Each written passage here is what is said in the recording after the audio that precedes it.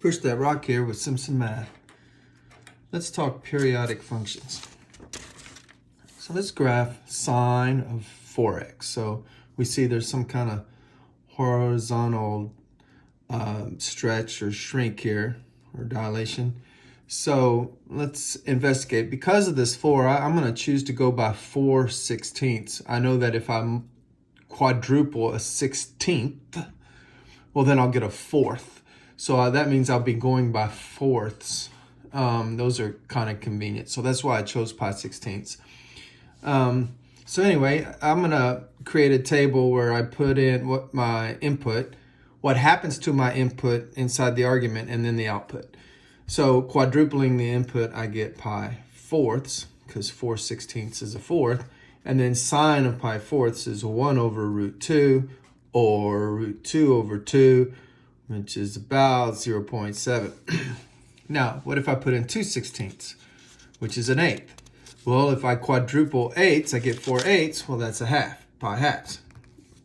And therefore, sine of pi halves, we know is, of course, 1.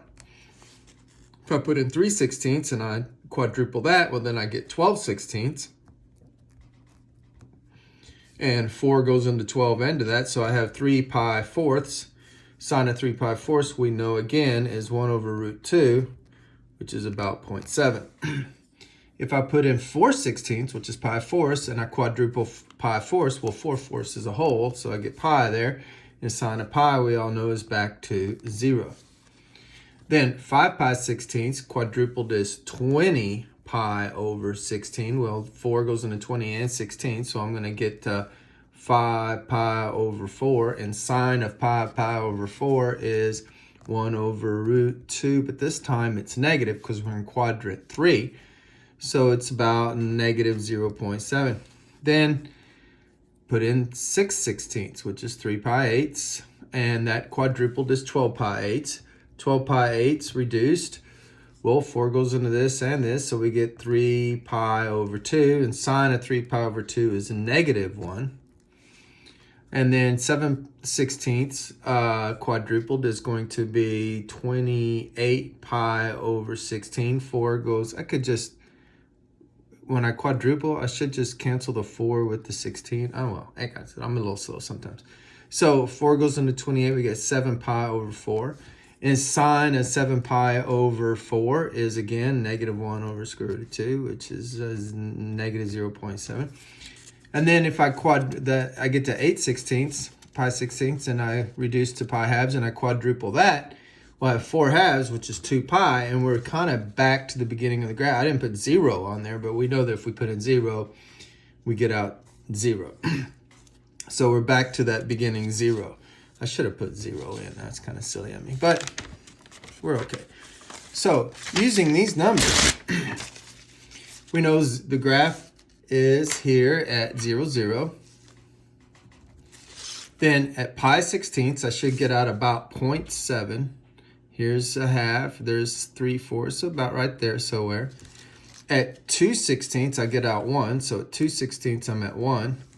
At 3/16, I'm at the 0.7 again. So here I am at 3/16, I'm at 0.7. See, that was 1/16, 2/16, 3/16. 4/16. Where am I at 4/16? Well, when I put in 4/16, I got out 0. What about 5/16? Well, when I put in 5/16, I was at negative 0.7. So let's see, here's negative a half, negative 3/4, so about right there.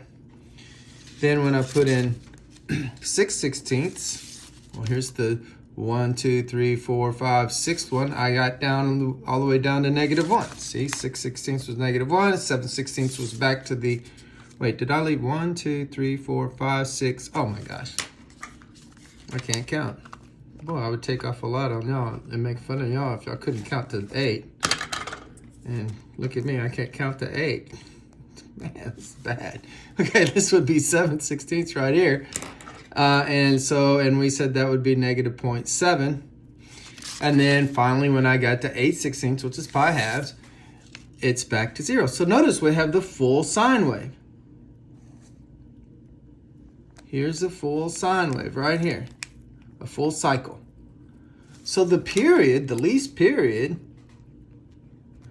that's the interval of the domain over which it completes a cycle, the length of an interval. So, the length of it. So if I didn't start at 0, it might be harder to figure out. But I started at 0, ended at 0 here. So it's pi halves. The amplitude wasn't affected. The amplitude of the graph was not affected by horizontal dilations. It's still 1. Okay? But notice, I have a full cycle just over pi halves. And normally when we graph sine, it takes all the way out to 2 pi to finish a sine wave. So we would be at 1, is back to 0 here. We'd be at 1 here. So it would look something like that, come down here and come down here. And okay? But I'm going to graph this one again over this whole cycle. So we know it completes itself here. So it was at, let's see, when was it at 1? That happened at a fourth. Well, here is a fourth right here. Right? If this is pi halves, then half of pi halves would be a fourth. So there's pi fourths. And when it was pi fourths, we were back to 0. Oh, I'm back to 0. So when it was pi eighths, it was at 1. Okay, so this must be pi eighths. Oh yeah, half of a pi fourth is pi eighths. That's when it was at 1, then it was at 0, then it would be at -1, then back to 0. So that's that graph squunched into this. I squunched the scale. Is squunch a word? So there it is. But I'm trying to get all the way to here. Well, we'll just continue the pattern. We're going by eighths here. So the next one will be back up here, then here, then down here, and then here. So there's another one. And then back to here, then to here, then to here. Ooh, that looks a little out of scale. I must have jiggled my ruler.